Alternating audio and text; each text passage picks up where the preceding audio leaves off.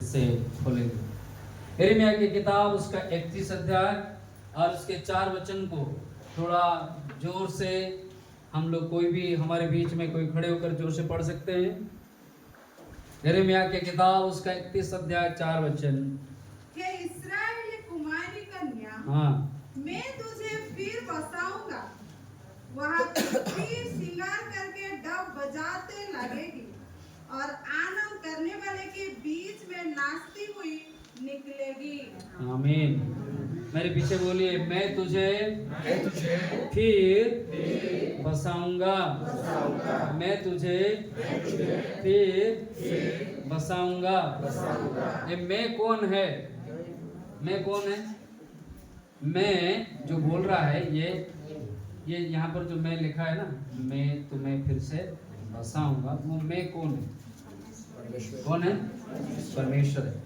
आपके पिताजी आपको बसाएंगे नहीं, आपके माता आपको बसाएंगे नहीं, आपके बड़े भाई आपको बसाएंगे नहीं, आपके पति आपको बसाएगा नहीं, आपकी पत्नी आपको बसाएंगे नहीं। आपके उम्मीद जो है, मेरा जो उम्मीद है, हम सभी का जो उम्मीद है, वो मैं कोई नहीं दूसरा, और मैं कौन है? यहोवा परमेश्वर है। हालेलुया।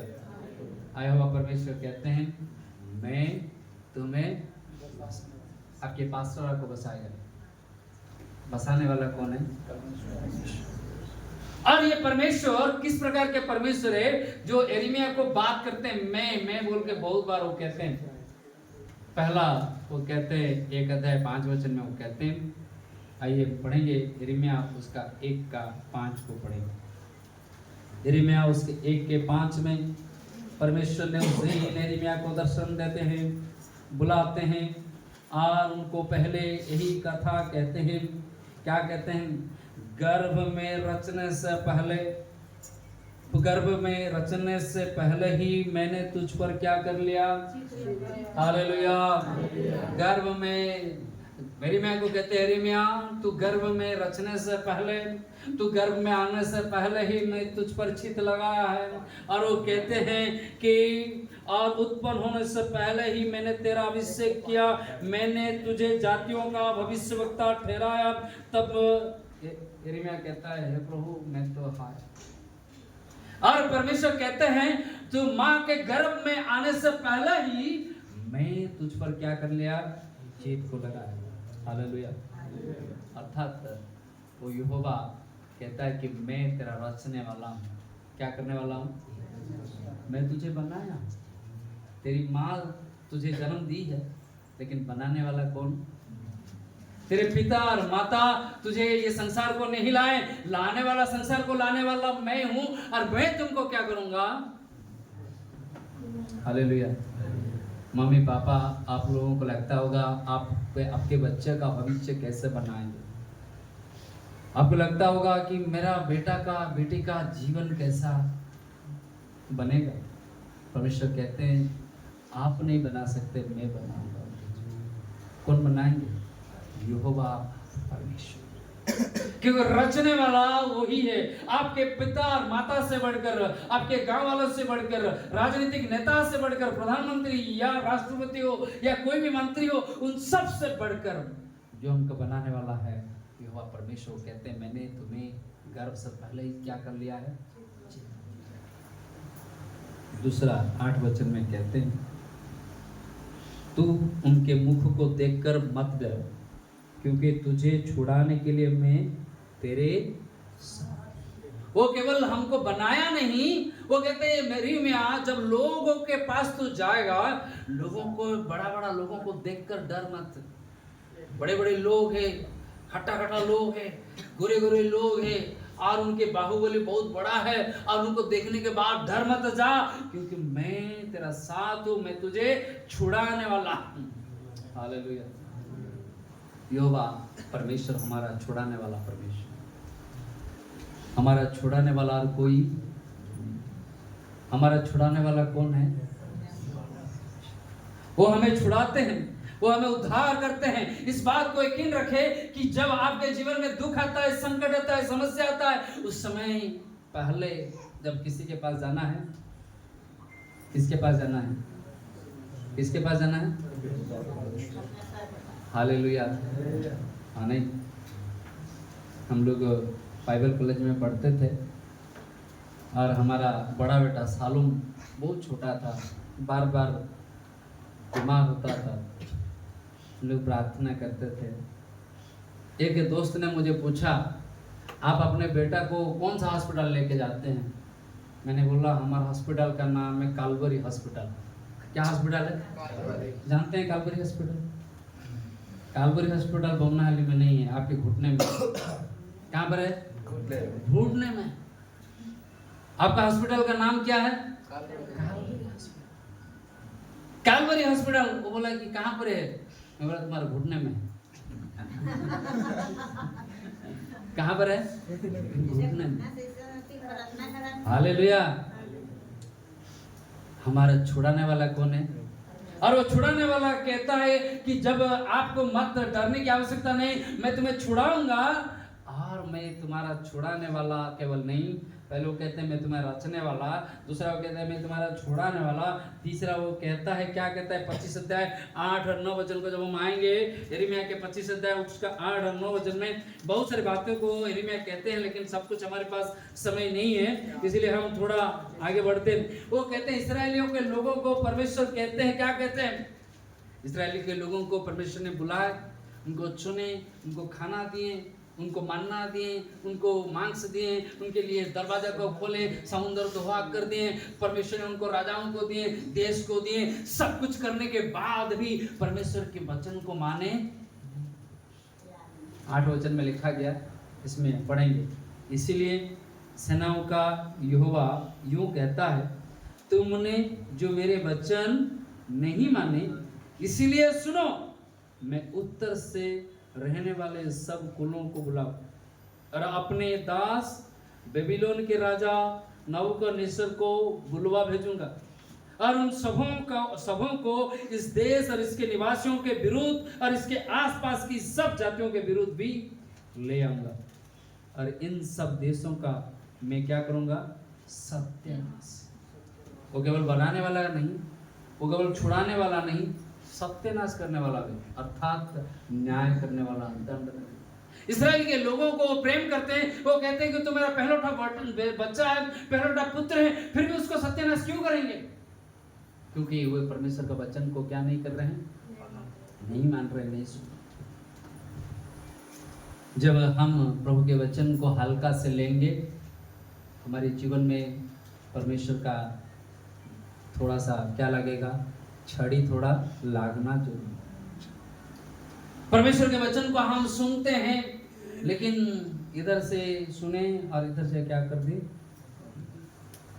ये दरवाजा से बाहर निकलने के बाद हमें पता नहीं प्रभु का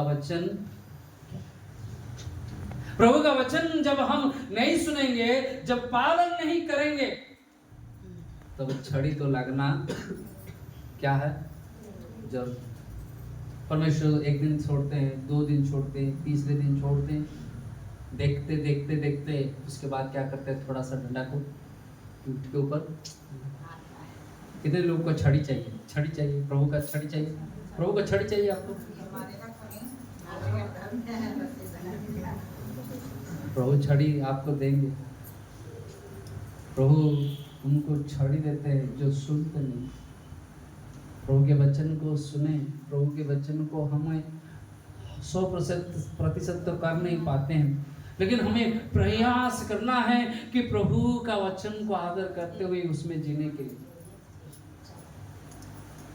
चलते चलते पाँव कहीं पर ठोकर खा गया अलग बात है, लेकिन जानबूझकर गिरना, जानबूझकर पाप करना, जानबूझकर नहीं गलत काम करना, गलत रिश्ता में रहना बहुत डेंजर है।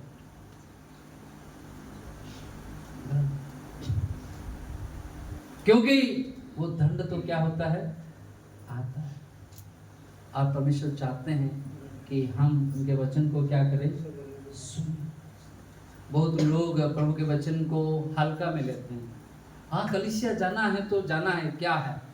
कलीसिया में जाना है, बैठना है, पास्टर क्या सोचेगा? तो बहुत सारे लोग कलीसिया को पास्टर के लिए आते हैं, प्रभु के लिए नहीं आते हैं। किसके लिए आते हैं? पास्टर के लिए पास्टर क्या सोचेगा? अरे मैं सोचने से क्या होगा, मैं आपको थोड़ी आशीर्वाद करूंगा। हाँ, तो आपके गांव के पास्टर आपका आशीर्वाद करेंगे। आपका आशीर्वाद करने वाला कौन है? आपकी प्रार्थना सुनने वाला कौन है? आप प्रार्थना किसको करेंगे? पास्टर क्या करेंगे? कुछ नहीं। पास्टर भी आपके जैसा इंसान नहीं। कलीसिया को जब हम आते हैं, पास्टर के लिए नहीं आना, किसको देखने के लिए भी नहीं आना। नहीं, लड़का लड़की जब प्रेम में रहते हैं, कलीसिया को आने के लिए उनको तड़प मिल रहेगा कि कब जाएंगे, मिलेंगे।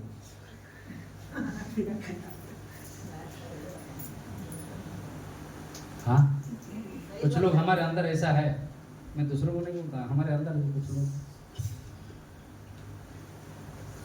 कि चर्च उनका मिलन का स्थान है। क्या है? उनके लिए चर्च मिलने का जगह है। चाय के समय में क्या चल रहा है हमको मालूम नहीं, लेकिन सब हम भीतर अंदर रहते हैं, मालूम होता है। पास्टर तो अंदर है, हम तो क्या कर रहे हैं उनको लगता है हमको मालूम नहीं होता है कुछ। हाँ, बहुत सारे लोगों को लगता है पास्टर को क्या मालूम नहीं, लेकिन मेरे पास आपका फोटो के शब्द रहता है। आप क्या करते हैं, कहाँ घूमते हैं, कहाँ फिरते हैं, हम बोलते नहीं, चुपचाप रहते हैं, दिन का इंतजार करते हैं। जब समय आएगा तब हम बोलते हैं। तो परमेश्वर का वचन को जब हम सुनते हैं, उसको क्या करना है? पालन करना है, हल्का से नहीं करना।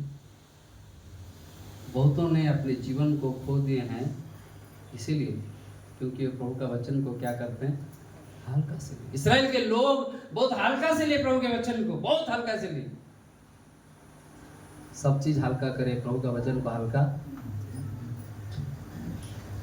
पौलुस कहते हैं कि हाँ, मैं जो अच्छा करना चाहता हूँ कर नहीं पाता हूँ, और जो बुरा करना नहीं चाहता हूँ वही करता हूँ। हाय में ये हाय जीवन हम लोग का है, इसलिए हम लोग को प्रार्थना करने की जरूरत है, हमें उपवास करने की जरूरत है, वचन के संग वचन को पढ़ना जरूरत है, और संगति में बने रहना जरूरत है, ताकि शैतान हमको क्या ना करे, अपने पास लेके ना जाए।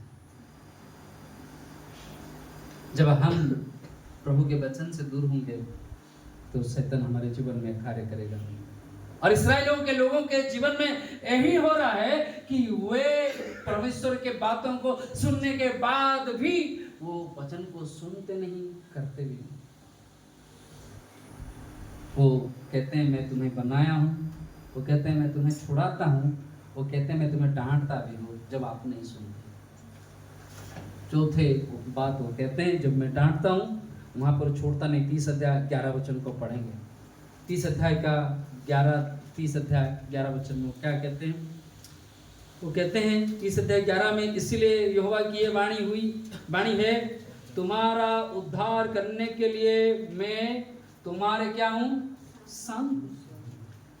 इसलिए मैं उन सब जातियों का अंत कर डालूंगा जिनमें मैंने उन्हें तितर बितर किया है, परंतु तुम्हारा अंत ना करूंगा। Hallelujah, hallelujah, hallelujah.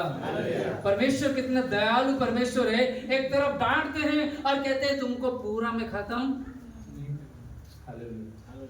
परमेश्वर पूरा खत्म कर देते तो हमारा जीवन क्या होगा? परमेश्वर दयालु है, वो यहोवा अनुग्रहकारी। वो कहते हैं मैं तुमको डांटा हूं लेकिन तुमको खत्म, सत्यानाश, अनुग्रह करने वाला परमेश्वर। वो कहते हैं मैं तुम्हारा उद्धार करूंगा और वो तुम्हें फिर से बसाऊंगा। वही परमेश्वर आज जीवित है। मैं तुम्हें फिर से क्या करूंगा? डिसिप्लिन करता। हमें अनुशासन में रहने के लिए रास्ता को दिखाते हैं। हमें अनुशासन में बने रहने के लिए वो हमें बार बार अपने वचन के द्वारा कहते हैं कि क्या करना चाहिए, क्या नहीं करना चाहिए। और परमेश्वर हमें अपने वचन के द्वारा ही डिसिप्लिन करता। जब अनुशासन होता है, परमेश्वर आपको अनुशासन करते हैं, प्रभु को छोड़ के मत जाओ। जब परमेश्वर आपको छड़ी लगाते हैं, प्रभु को निंदा मत करो। अय्यूब की पत्नी कहा, क्या कहा अय्यूब की पत्नी कहा कि परमेश्वर को छोड़ो और क्या हो जाओ? परमेश्वर को छोड़ो और क्या करो? लेकिन अय्यूब ने क्या कहा? प्रभु ने दिया और प्रभु ने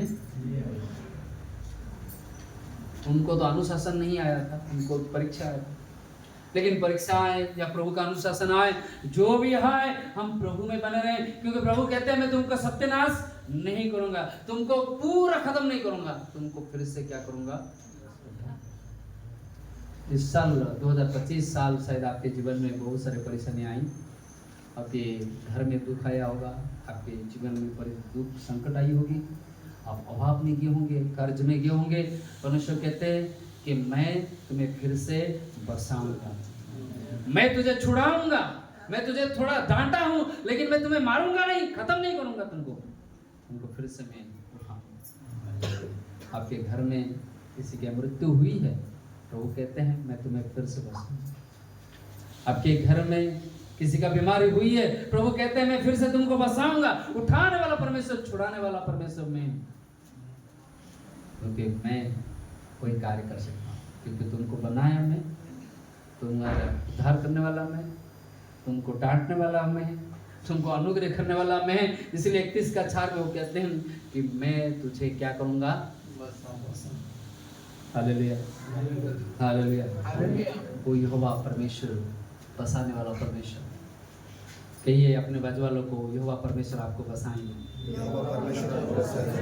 अपने बाजू वालों को बोलिए, यहोवा परमेश्वर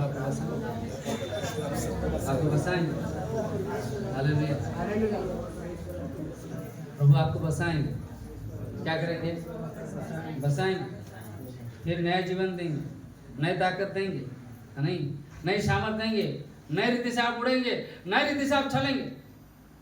क्योंकि परमेश्वर कहते हैं मैं तुमको डांटने से भी तुमको फिर से क्या करूंगा, मैं इधर छोड़ूंगा नहीं, मैं डांटा बोल के आपको छोड़ूंगा नहीं। हम अपने बच्चे को क्या करते हैं, गुस्सा होते हैं, मारते हैं, और बच्चा जब रोता है फिर हम भी रोते हैं। सभी मम्मी पापा ऐसे है ना, हम मारते हैं और वो जब रोता है हम फिर से क्या करते हैं, हम रोते हैं। अब परमेश्वर भी हमसे ज्यादा रोता है, प्यारा परमेश्वर है। वो मार के ताली नहीं बजा रहा है कि वो रो रहा है, हमसे प्रेम करता है। इसलिए लोग कहते हैं कि मैं तुझे फिर से क्या करूंगा। हमारे विश्वास होना चाहिए। वो कहते हैं, यिर्मयाह को कहते हैं जाओ मेरे लोगों को बोल कि मैं इनको दंड दिया हूँ, मैं इनको निर्वासन में भेजा हूँ, मैं इनको इनके जीवन में दुख को लाया हूँ, मैं इनके जीवन में कष्ट को लाया हूँ, लेकिन मैं ही वही परमेश्वर हूँ जो उनको फिर से उस पराये देश में अपने देश में फिर से लेके आऊंगा। मैं ही वही परमेश्वर हूँ जो इनके घरों को फिर से बनाऊंगा, मैं उनके परिवार को फिर से बनाऊंगा, मैं इनके जीवन को फिर से स्थापन करूंगा, क्योंकि मैं ही वही करने वाला परमेश्वर। Hallelujah hallelujah. वो परमेश्वर आपको छोड़ेंगे नहीं, आपको छोड़ेंगे नहीं। अपने दिल से कहिए, प्रभु मुझे छोड़ेंगे नहीं, प्रभु मुझे छोड़ेंगे नहीं, क्योंकि वो आपके संग है। हालेलुया। शायद हो सकता है कोई प्रकार के पाप के कारण आपके जीवन में दुख आया है, कोई प्रकार पाप नहीं किए होंगे, किसी के दूसरों के कारण आपके जीवन में दुख आया होगा, दूसरों के गलती के द्वारा, या शैतान आपको परीक्षा कर रहा है, आपको लग रहा है मेरे जीवन में नुकसान ही नुकसान है, कर्जा ही कर्जा है, अभाव ही अभाव है। परमेश्वर कह रहे हैं मैं तुझे फिर से क्या करूंगा, वो फिर से बसाएंगे। बसाने वाला परमेश्वर। आप लिख के रखो 2026 आपके जीवन में आशीर्वाद आएगा।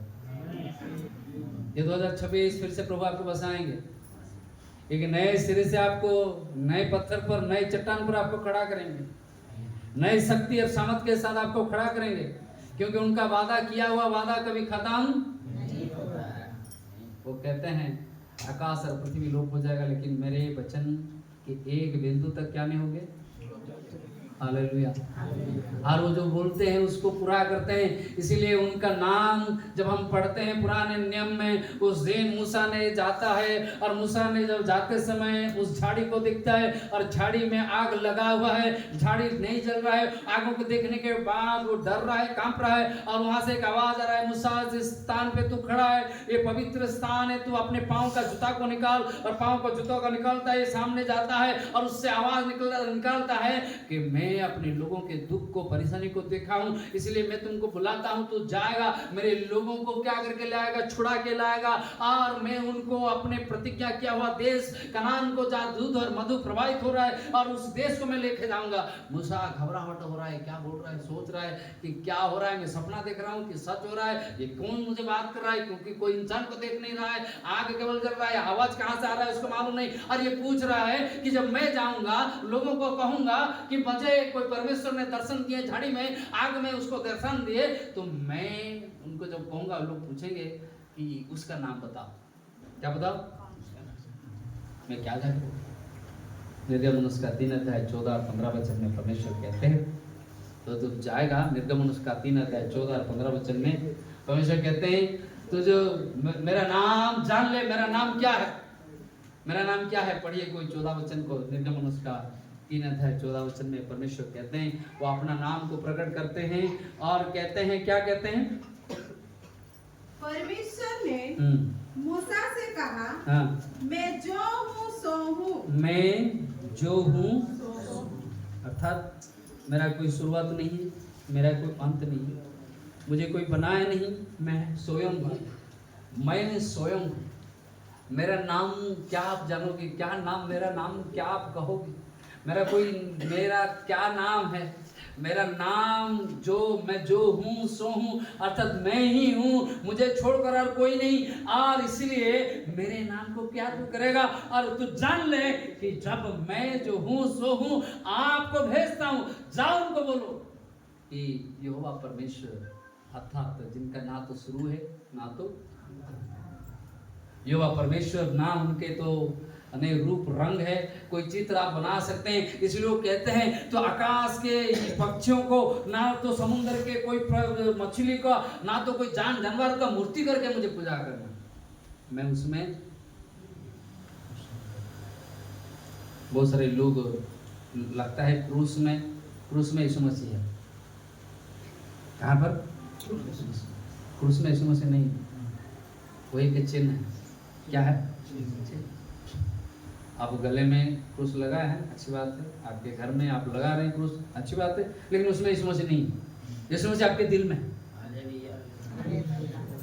ये फोटो में नहीं है। बहुत सारे लोग घर से निकलने से पहले क्रूस के सामने खड़े होते हैं, प्रार्थना करते हैं, प्रभु मैं जा रहा हूँ। भाइयों, आप पुराने जीवन को फिर से लेके आए, पुराने जीवन से फिर से जी रहे हैं। यीशु मसीह के फोटो के सामने खड़े हो रहे हैं घर से निकलते समय, प्रभु मैं घर से बाहर जा रहा हूँ, थोड़ा सा है।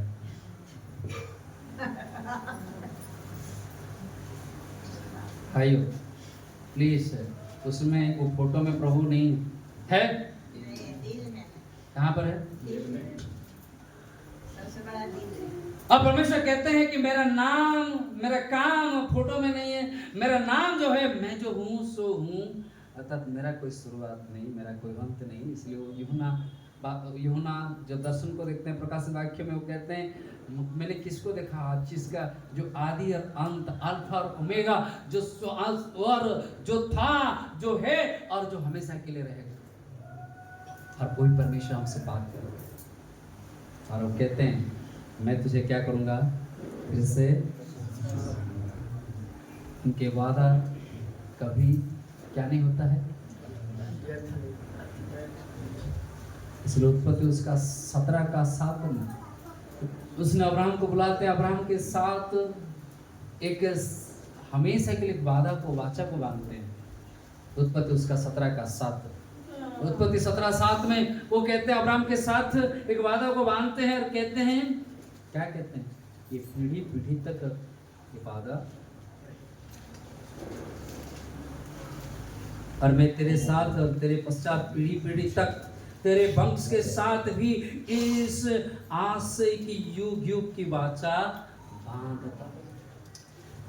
आपके बाद आपके पीढ़ी, आपके बाद आपके बच्चे भी उस वादों में रहेंगे। हालेलुया। परमेश्वर ने अब्राहम से जिस वादा को बांधे उसको अब्राहम के बाद तोड़ नहीं गए। अब्राहम चला गया, इसहाक चला गया और याकूब चला गया और भी हजार लोग चले गए और कितने पीढ़ी खत्म हो गया, लेकिन परमेश्वर कभी अपने वादों को भूले। मैं तो कहता हूं आप अपने जीवन काल में एक ऐसा कहीं पर लिखो, नहीं तो एक फोटो रखो अपने घर में, जो आपके पीढ़ी को वो आएगा, काम में आएगा, आपके पीढ़ी को आएगा। मैं 2008 से डायरी लिखता हूँ, क्या कुछ साल से नहीं लिख रहा हूँ, मेरी वाइफ भी नहीं पढ़ी है अब तक, 2008 से। और मैं उम्मीद करता हूँ मेरे आने वाले पीढ़ी बच्चे लोग पढ़े होंगे, वो जो बड़ा होंगे पढ़ेंगे। एक बार आप कुछ लिखो, आपके फोटो को भी रखो, जो आने वाला पीढ़ी क्या करेंगे, आपके आशीर्वाद को क्या करेंगे, उनको मालूम चलेगा कि क्या तो हुआ था मेरे दादी के साथ, मेरे नाना के साथ, मेरे पापा के साथ, क्या तो हुआ था, वे कैसे प्रभु में आए। आपके स्टोरी को केवल नहीं यहाँ पर खत्म मत करो, क्योंकि परमेश्वर जो वादा को किए हैं, जो वाचा को किए हैं, वो कहते हैं पीढ़ी के बाद पीढ़ी दर पीढ़ी, और मैं उनको आशीर्वाद करूंगा। हालेलुया। एक है प्रभु के दास का बायोग्राफी, अमेरिका में एक बहुत बड़ा प्रभु के दास हुआ करते थे, और उस प्रभु के दास का हिस्ट्री निकालने के लिए एक भाई ने बाइबल कॉलेज में गया और रिसर्च किया। रिसर्च करते समय पता चला कि उनके अभी 6 पीढ़ी या 5 पीढ़ी हो, 5 या 6 पीढ़ी है, 5 या 6 पीढ़ी में सब अभी तक प्रभु में ही है। हालेलुया। एक व्यक्ति प्रभु में आया और पूरे 5-6 पीढ़ी अभी तक प्रभु के सेवकाई कर, अभी तक। कितना आशीष की बात है। मतलब ऐसा कोई पीढ़ी नहीं है जिस पीढ़ी में परमेश्वर का सेवक उनके पीढ़ी से नहीं आया, उनके घर से नहीं निकले। आपको मत सोचो कि 10 साल, 20 साल, 30 साल, 40 साल, 50 साल के बाद मेरा जीवन खत्म हो जाएगा और मैं यहाँ पर नाश हो जाएगा, उसके बाद समाप्त। नहीं, परमेश्वर अब्राहम को कहते हैं मैं पीढ़ी पर पीढ़ी दर पीढ़ी ये वादों को रखूंगा। हालेलुया। और वो पीढ़ी के आशीर्वाद, आपके आशीर्वाद आपके बच्चे तक जाता है। जानते हैं आपके आशीर्वाद आपके बच्चे तक जाएगा, जानते हैं क्या? आपके शराब भी आपके बच्चे तक जाएगा, दोनों जाएगा, आपके आशीर्वाद भी जाएगा। हमको केवल लगता है केवल डायबिटीज जाता है, क्या जाता है? शुगर और बीपी केवल जाता है मम्मी पापा से। शुगर और बीपी तो जाता है, वो आशीर्वाद है कि अभिशाप है? क्या है? अरे शुगर बीपी मम्मी पापा से बच्चों के पास जाता है, आशीर्वाद है कि अभिशाप है? आशीर्वाद है। शुगर बीपी जाता है ना, कि तुम्हारा पीढ़ी में किसी का रहेगा तो शुगर और बीपी क्या होगा तुम्हारे पास? ये आशीर्वाद है अभिशाप है? अभिशाप। लेकिन परमेश्वर आशीर्वाद को भी पीढ़ी के बाद पीढ़ी लेके जाएंगे। नहीं, मैं अपने पिताजी को देखा नहीं, मैं जिंदगी में देखा नहीं मेरे पिताजी को, क्योंकि हम 7 महीने के थे, मेरा पिताजी चले 7 महीने के। लेकिन उसने, मैं हमेशा कहता हूँ, आज मैं इधर खड़ा हूँ, 2 लोगों की आशीर्वाद मेरे पीछे है, एक मेरे पिताजी का और दूसरा मेरी माँ का। कि मेरे पिताजी ने जो सेवकाई की है, मेरे पिताजी ने जितने लोगों को प्रभु में लाए हैं, हमारे डिस्ट्रिक्ट में जितने गांव में कलीसिया बांधे हैं, बहुत कम लोग होंगे ऐसा कलीसिया को बांधे, क्योंकि अभी तक वो जो कलीसिया को बांधे हैं, अभी तक वो कलीसिया, और उनके छोटा सा जीवन काल में जितने परमेश्वर के सेवकाई के लिए अपने जीवन को दिए हैं, और वो आशीर्वाद आज तक हमारे लिए काम कर रहा है। और आपका आशीर्वाद आपके जीवन में केवल काम नहीं करेगा, आपके बाद के जीवन में भी। और वो कहते हैं कि इसलिए वो कहते हैं कि मैं व्यवस्था विवरण उसका 7:9 में पढ़ेंगे, उसका व्यवस्था विवरण उसका 7:9 में कहते हैं, मैं विश्वास योग्य ईश्वर हूं। कहते हैं यहोवा कैसा ईश्वर है? विश्वास योग्य, झूठ नहीं बोलता है। क्या नहीं बोलता है? नहीं, लड़का ने लड़की को बोलता है कि मैं तुझे आकाश के तारा दिखाऊंगा, और तुम्हें पूरा हिला हिला के झुला झुला के रखूंगा, तुमको कोई प्रॉब्लम नहीं होगा। आई लव यू बोलता है, शादी के बाद चप्पल से मारता है। हाँ, बातें तो बहुत करता है, तू मेरा ऐसा है वैसा है, तू मेरी रानी है, तू मेरी क्या क्या नहीं होता है। और बेचारी फंस जाती है वो बातों को सुनकर, उसको नींद नहीं आता है, उसको लगता है कि यही मेरा जिंदगी है, उड़ती है रात में, पंछी लग जाता है यही लड़का। हाँ। और उसके बाद एक वीडियो आया है, हम देख रहे थे एक वीडियो, शायद पति पत्नी है, एक छोटा सा लड़का है, 7-8 साल का लड़का होगा, केक सामने है और कैंडल लगा हुआ है, शायद किसी का जन्मदिन हुआ होगा, नहीं तीनों में से किसी का जन्मदिन है। और कैंडल जलाने के लिए क्या चाहिए, मैचिस चाहिए, मैचिस नहीं है, सब लगा हुआ है और मैचिस भूल गए हैं। और वाइफ और बेटा बैठे हैं, हस्बैंड गया मैचिस लाने के लिए, मैचिस ला के लगा रहा है, और कुछ गाने से पहले वो निकल के अपनी पत्नी को बहुत जोर से मार रहे हैं, केक भी नहीं कट रहा है, क्या बातचीत तो हमको मालूम नहीं की गई, वीडियो का आवाज नहीं है, और मार रहे हैं। उसका हस्बैंड को नहीं मार रहा है, 8 साल का बच्चा भी मिलकर पापा के साथ उस माँ को भी मार रहा है। क्या जिंदगी हो गया। मैं सोच रहा था ये बेंगलोर की घटना है, दोनों आईटी में काम कर रहे हैं, दोनों की तनख्वाह 3 लाख से 4 लाख रुपया है, क्या जिंदगी है। लेकिन शादी से पहले कितना वादा किए होंगे, क्या क्या नहीं बोले होंगे। हाँ, तू मेरी रानी, क्या क्या गाना में आया।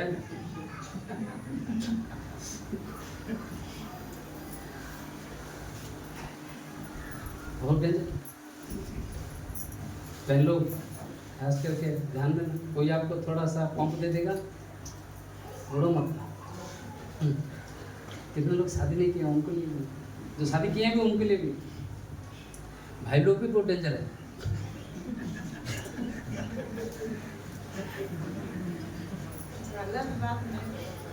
हाँ, सही बात बोला।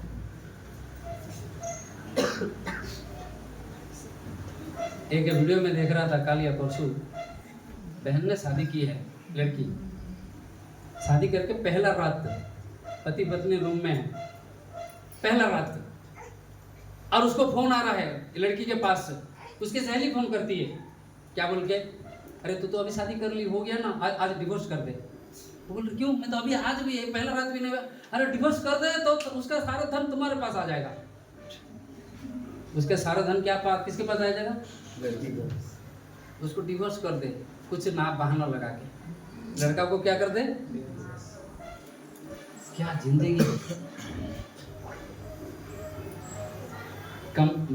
शादी भी एक कमाने का कि क्या है तरीका हो गया। पहले रात में उसके सहेली उसको सलाह दे रही है कि तू उसको क्या कर दे,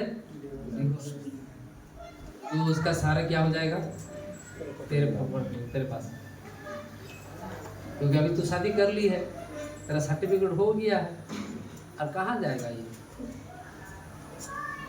ये चक्की पीसते रहेगा।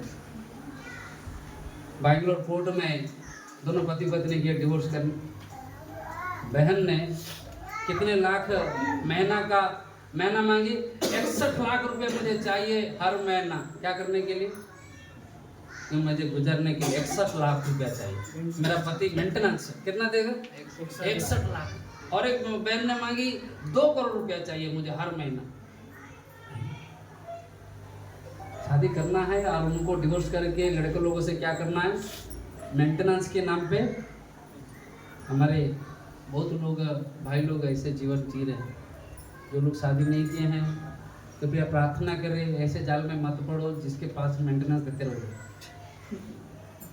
2 मेंटेनेंस हो जाएगा तुम्हारा, घर में एक मेंटेनेंस, बाहर में एक मेंटेनेंस है, अपना EMI है, बहुत डेंजर है। परमेश्वर कहते हैं कि मैं जो वादा करता हूं उसको तोड़ूंगा। लोग वादा को तोड़ सकते हैं, आपकी पत्नी, आपके पति आपके वादा को तोड़ सकते हैं, कंपनी वाला वादा को तोड़ सकते हैं, लेकिन परमेश्वर अपने वादों को कभी तोड़ेंगे। और कहते हैं मैं तुझे क्या करूंगा, बसाऊंगा। हालेलुया। बसाने वाला परमेश्वर। उन पर विश्वास करेंगे, उन पर आशा करेंगे, प्रभु से घुटने टेकेंगे, मांगेंगे प्रभु तू मुझे बसा, और परमेश्वर आपको बसाएंगे, आपके बच्चों को बसाएंगे, आपके जीवन को बसाएंगे।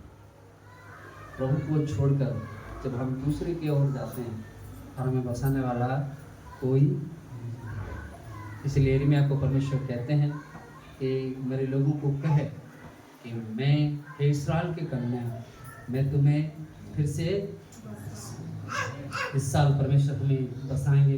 आइए हम प्रार्थना करते हैं, मांगते हैं प्रभु से, हे प्रभु तू मुझे बसाने वाला परमेश्वर पिता, तू मुझे बसा, मेरे परिवार को बसा, मुझे फिर से बना दो, मेरे जीवन को अनुग्रह कर। आइए हम अपनी जगह पर खड़े होते हैं।